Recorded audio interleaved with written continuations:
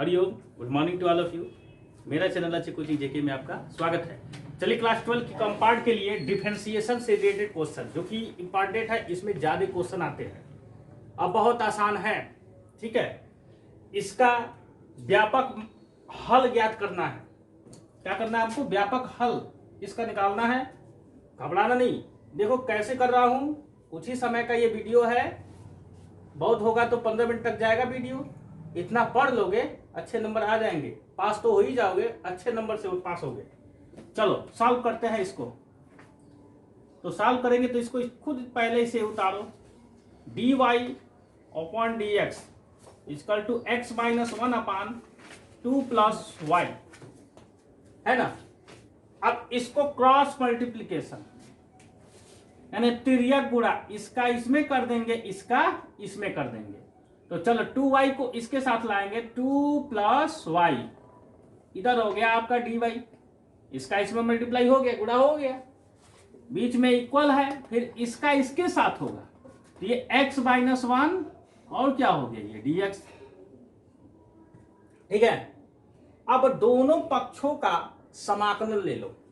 तो लिखेंगे दोनों पक्षों का समाकलन करने पर, दोनों पक्षों का समाकलन करने पर, दोनों पक्षों का समाकलन करने पर, समाकलन करने पर, जब इसका समाकलन कर दोगे आंसर आ जाएगा। अब थोड़ा सा समाकलन के लिए कुछ फार्मूले रहेंगे जो कि आपको याद होना चाहिए। चलिए अभी बताते हैं उसको। पहले इसको समाकलन का चिन्ह ये होता है, संकेत, इंटीग्रेशन आप भी बोलते इंग्लिश में, समाकलन 2 प्लस y dy, y के सापेक्ष इसका समाकलन करना, ये याद रखना। d किसके साथ है? y के, तो y के सापेक्ष इसमें करना है।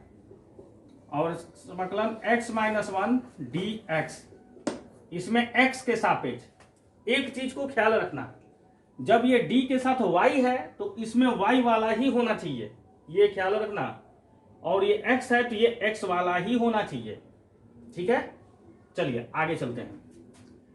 तो अब इस dy का 2 के साथ यानी नंबर के साथ, यानी नंबर का मतलब कांस्टेंट, नियतांक के साथ, कांस्टेंट के साथ और समाकलन, फिर y के साथ y dy, एक बार 2 के साथ ये इंटीग्रेशन होगा, एक बार y के साथ इंटीग्रेशन होगा, इज इक्वल टू एक बार x के साथ होगा इंटीग्रेशन, एक बार इस 1 के साथ होगा इंटीग्रेशन, जो कि x के सापेक्ष ये है। अब यहां पे एक सूत्र हम बता रहे हैं आपको, फार्मूला क्या होता है, एक फार्मूला लगेगा आपका जब भी इंटीग्रेशन हो और x के पावर n dx हो, तो हम करते क्या है, इसके पावर में एक जोड़ देते हैं और वही पावर को नीचे भी लिख देते हैं, यही इसका इंटीग्रेशन होता है, ठीक है।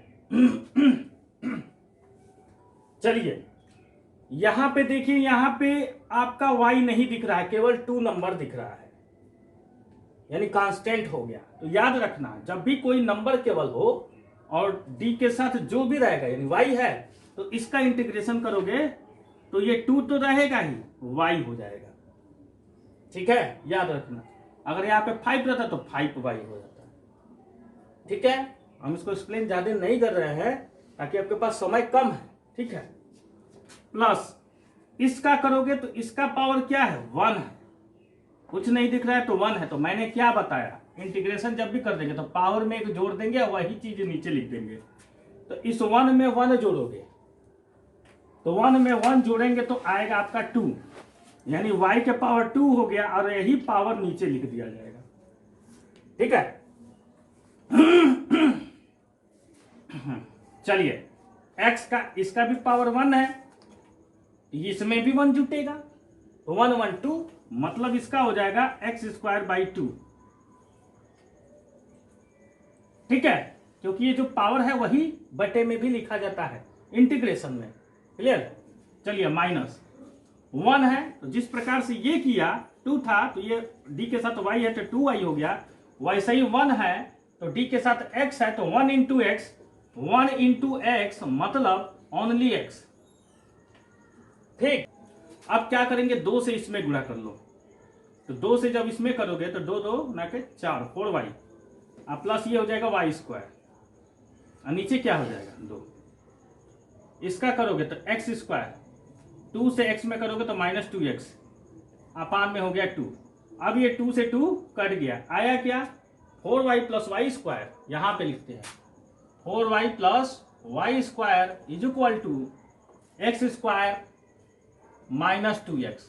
सबको ला दो इधर या ले जाओ इधर, इन दोनों को इधर ले जाओ। ठीक है, तो इसको एक समाकलन स्थिरांक के रूप में हम लिख सकते हैं। यहां लिखो चाहे उधर लिखो, चलो यहां पर मैंने लिख लिया। अब इसको c रहने दे रहे हैं, इन दोनों को इधर ले जाएंगे। X square plus y square को इधर ले जाओ तो -y स्क्वायर, और प्लस 4y इधर जाएगा तो पहले x को लिख लो। लेकिन चलो एक स्टेप बढ़ा लेते हैं, ये चीज तो ऐसे ही उतारो x स्क्वायर -2x, इसको ले गए दोनों प्लस है, इधर ले जाओगे -4y -y स्क्वायर। अब इसको अरेंज करके सीधा लिख लो तो c इक्वल टू, या ऐसे ना पहले इसे लिखो x स्क्वायर फिर -y स्क्वायर फिर x फिर y और इस c को लास्ट में लिख दो। यही आपका क्या हो गया, आंसर हो गया, यानी इसका व्यापक हल हो गया। चलिए नेक्स्ट क्वेश्चन पे आते हैं। कह रहा है यदि x is equal to a cos square t, y equal to b sin square t हो तो dy अपॉन dx ज्ञात कीजिए। ठीक है, तो इसको हम सॉल्व करते हैं तो dy अपॉन dx हमें निकालना है, तो हम इस dy अपॉन dx को ऐसे लिखेंगे और इन दोनों में t से क्या कर देंगे, भाग कर देंगे dt से। तो लिखेंगे दोनों अंश तथा हर में, लिखोगे अंश तथा हर में dt से भाग करने पर अंश और हर में dt से आप क्या कर दीजिए, भाग कर दीजिए। चलिए भाग करके देखते हैं। तो dy है तो dy में क्या कर दोगे बाबू, dt से भाग, तो dy अपान dt हो जाएगा। dx में भी क्या कर देना है, dt से भाग, तो dx अपान dt। सही बात है। अब हम dy अपान dt की वैल्यू निकाल ले, dx अपान dt की वैल्यू निकाल ले और इसको बटे में करके कैलकुलेट कर देंगे तो dy अपान dx का मान ये ज्ञात हो जाएगा। ठीक है, तो चलिए पहला दिया है x is equal to a cos square t दे दिया है। हम इसका क्या कर दे, t के सापेक्ष अवकलन कर दे। क्या कर दे, अवकलन, तो हमारा dx अपान dt मिल जाएगा। तो लिखेंगे क्या, t के सापेक्ष ये अवकलन है, याद रखिएगा, t के सापेक्ष अवकलन करने पर, अवकलन करने पर, मैंने t के सापेक्ष क्यों किया, क्योंकि cos के साथ क्या है, t है। ठीक है, चलिए इसको इंग्लिश में लिखना है differentiate with respect to t, differentiate with respect to t English में लिखा जाता है। इसलिए जब डिफरेंशिएशन जब लिखेंगे तो ऐसे लिखे d अपान dt, t के सापेक्ष तो d अपान dt ऐसे लिखा जाता है। किसका करना है, इसका, तो ये x है तो यहाँ पे x हो जाएगा, तो dx अपान dt हो गया ना। देखो ये मेरा मिल गया, और वही चीज d अपान dt, x की वैल्यू क्या है, पूरा ये है, तो a cos स्क्वायर t। ठीक है, चलिए इसको फिर पुनः इसको सॉल्यूशन करेंगे तो d, देखो ध्यान से, जब cos स्क्वायर t हो तो याद रखना जब ये घात के रूप में हो तो डिफरेंशिएशन जब किसी का घात में करते हैं, अगर ये होगा x to the power n, d/dx x to the power n, तो इसके घात को पहले लिखते हैं और इसके घात में एक घटा देते हैं। ये फार्मूला होता है डिफरेंशिएशन का। तो याद रखना, जब वर्ग हो, 2 हो, 3 हो, 4 हो, किसी का भी घात हो, तो इसमें पहले एक, इसको पहले लिखेंगे तो कास के आगे लिखेंगे तो 2 हो जाएगा, और इस 2 में से एक घटा देंगे। मतलब ये हुआ d/dx dt है ना, cos स्क्वायर t को जब करोगे तो पहले आ जाएगा 2, फिर क्या हो जाएगा, इस 2 में एक कम कर देंगे। जैसे ये n है तो n को पहले लिख दिया, तो वैसे ही ये n की जगह पे 2 है तो 2 पहले लिख दिया। फिर cos 2 में से यानी n में से एक घटा दिया गया, तो n की जगह पे 2 है तो 2 में से एक घटाएंगे तो क्या आएगा, एक ही आएगा, तो एक लिखा नहीं जाता है, ये t आ गया, मतलब 2 cos t हुआ, ठीक ना। और इसके बाद d/dx करके ये cos t लिख देते हैं, ठीक। तो ये आपका cos स्क्वायर t का ऐसे डिफरेंशिएशन हुआ। तो हम t के सापेक्ष कर रहे हैं तो a को बाहर कर लेंगे, मतलब a का कुछ नहीं, वैसे ही का वैसे ही, जिसके साथ t रहेगा उसी का अवकलन होगा। तो इस cos स्क्वायर t का करेंगे तो ये हमारा आया, मतलब 2 cos t फिर d/dx cos t, ठीक है। पावर है तो पहले पावर को सॉल्यूशन करोगे, फिर cos t का अवकलन करोगे, ठीक ना। चलो a 2 पहले लिख लो, क्योंकि अब इसको अरेंज करके लिखो 2a, या रहने दो, पहले a लिखो 2a इंटू 2 cos t। अब cos t का डिफरेंशिएशन जब करोगे तो माइनस साइन t होता है, d/dt इंटू cos t का जब डिफरेंशिएशन करेंगे हम तो क्या हो जाएगा, माइनस साइन टी। इसका डिफरेंशिएशन किए हैं तो माइनस साइन टी हो जाएगा, ठीक। माइनस को आगे ला दो तो माइनस a, अब 2 पहले साइन लिखो साइन टी और उसके बाद cos t। अब ये एक फार्मूला आपका बनता है, तो फार्मूला होता है 2 साइन a cos a बराबर होता है 2 sign a, sorry sine 2a हो जाता है, साइन 2a हो जाता है, ये फार्मूला, ठीक है। लिख सकते हैं इसको साइन 2a, मतलब हम लिखेंगे माइनस a साइन 2a, ये हो गया इसका dx/dt का अवकलन किया तो माइनस a साइन 2a आ गया। देखिए यहां पर a न होकर के t है ना, मैं भूल करके इसी a को लिख दिया, यहाँ पे t होना चाहिए, ठीक है। चलिए, जिस प्रकार से x का अभी t के सापेक्ष अवकलन किया, उसी प्रकार इस y वाले का भी t के सापेक्ष अवकलन करेंगे। तो y को लिख लिया और t के सापेक्ष अवकलन करने पर तो इसका भी अवकलन कर लो, किसके, t के सापेक्ष। चलो तो d/dt किसका, फिर y का, तो dy/dt, देखो dy/dt हो गया ना। चलो भैया इसको अब लिख लो d/dt और यहाँ पे b साइन स्क्वायर t।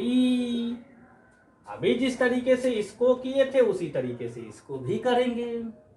चलिए, अब ये स्क्वायर है तो ये तो b रहेगा, स्क्वायर जो ये 2 है आगे आ जाता है, और साइन इस 2 में से एक घटा देते हैं, तो 2 में से एक घटेगा तो क्या आएगा, एक ही आएगा, तो किसी का भी पावर एक नहीं लिखा जाता है, यानी ये साइन टी हो जाएगा।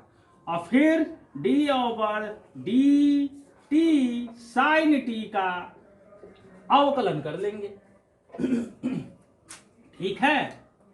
अब साइन टी का अवकलन करोगे तो cos t होता है, जब d/dt साइन टी का अवकलन करोगे तो वो cos में चेंज हो जाता है, और cos का करते हो तो साइन में चेंज होता है, लेकिन माइनस में साइन होता है, ठीक है। चलो तो ये हो जाएगा cos में, तो ये b इंटू हम 2, ये 2 ही लिख रहे हैं ऐसे ही, क्यों, क्योंकि इसका एक फार्मूला बन जाएगा, ये साइन किस में बदल जाएगा, cos t में बदल जाएगा। अब ये क्या हो जाएगा, b 2 sine t cos t का फार्मूला क्या होता है, अभी बताया हूं, साइन 2t हो जाएगा। यहाँ पे बताया था ना कि 2 sign x a cos a ले लिया। चलो तो क्या बताया था, साइन 2a बताया था ना ये फार्मूला। तो यहाँ पे t रहेगा, यहाँ पे t, तो यहाँ पे भी t हो जाएगा, यानी साइन 2t, तो ये भी साइन 2t हो गया। चलो भैया अब हम इसकी वैल्यू निकाल लेते हैं। तो d y upon d x is equal to d y upon d t है, d y upon d t, और फिर ये क्या है, d x upon d t है। अभी आपने वैल्यू निकाला d y upon d t, तो d y upon d t की वैल्यू ये है, तो लिख लो इसके जगह पर बी साइन टू टी।